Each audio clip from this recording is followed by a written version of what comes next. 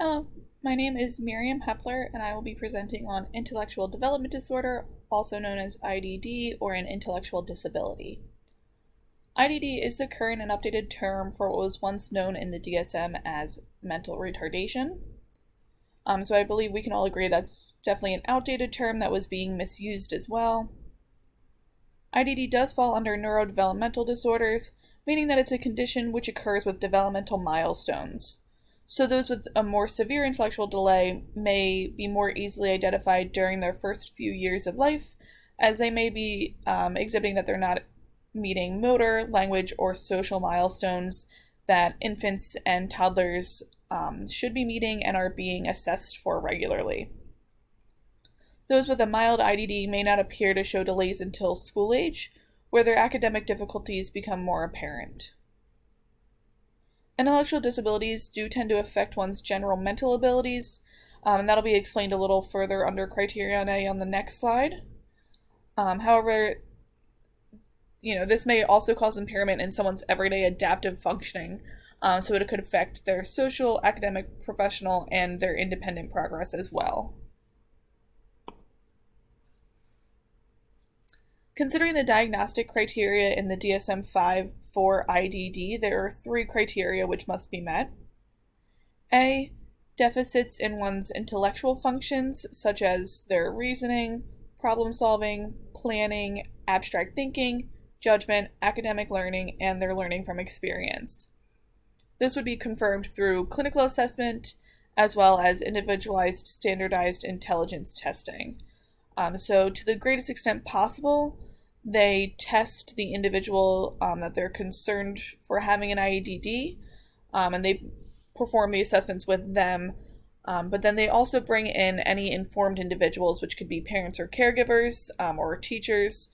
So people that are really able to speak more on either mood disturbances, sleep issues, and things of that nature.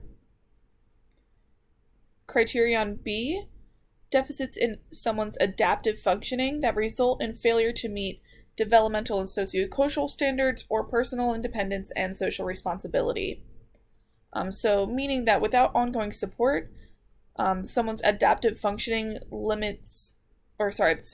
deficits limits their functioning in one or more of their daily life activities, which could be communication, social participation, or independent living. And this would be across multiple environments. So it could be from home, school, work, and community. And the last criterion C, the onset of intellectual and adaptive deficits would be occurring during the developmental period. So most of these diagnoses for IDD would be occurring within the first 20 years of life, as these are when someone is reaching these developmental markers and milestones. The DSM-5 does state that if someone meets these 3 criteria, that they should be diagnosed with an IDD. And then they also state that it's important to recognize that someone could be experiencing IDD co-occurring with a mental or developmental condition as well.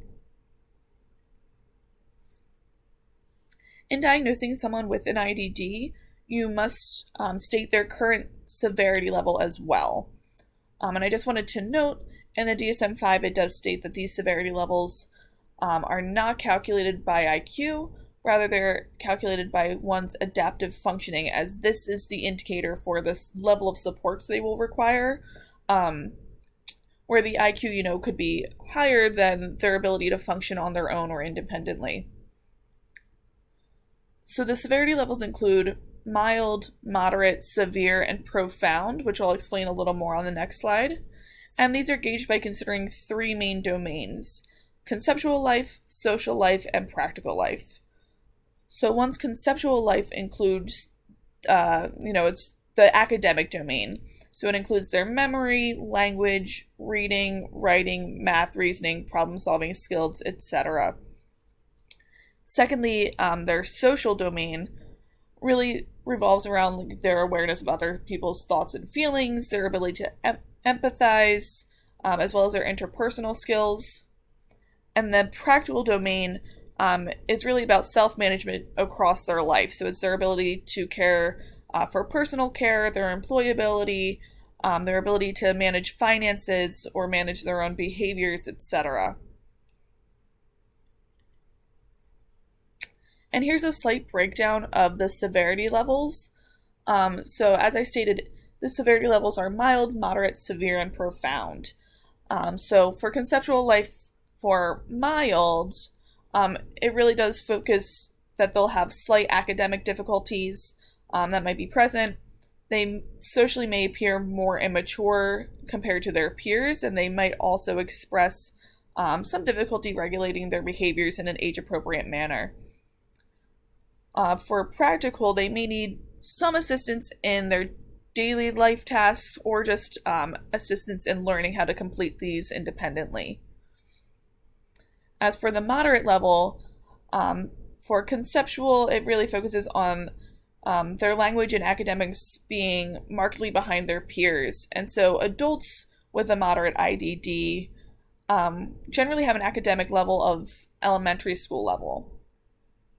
For socially, someone with moderate IDD have social and communication levels that are progressively behind their peers, and they may need sufficient communication assistance, especially in work settings. As for practical, the practical domain, they are able to do things such as like dressing themselves, feeding themselves, but they would require extensive assistance and teaching in order to become independent in their life tasks. For someone with a severe IDD, generally they have little understanding of written language. Their spoken communication is also going to be much more limited, and support is required in order to complete their daily living activities, and they do require supervision as well. Now, someone with a profound IDD understands the world in a much more physical or literal way, rather than understanding conceptualism or symbolism. They're also going to express themselves more in nonverbal ways, so possibly through gestures, sounds, things of that nature. And lastly, they're going to be much more dependent on other people for all of their daily life tasks. They may be able to assist with these tasks if they do not have a physical impairment, but they wouldn't be able to complete these on their own regularly. So that's just a brief overview of the DSM-5 breakdown of IDD. I hope you enjoyed it, and if you have any questions, please feel free to reach out to me.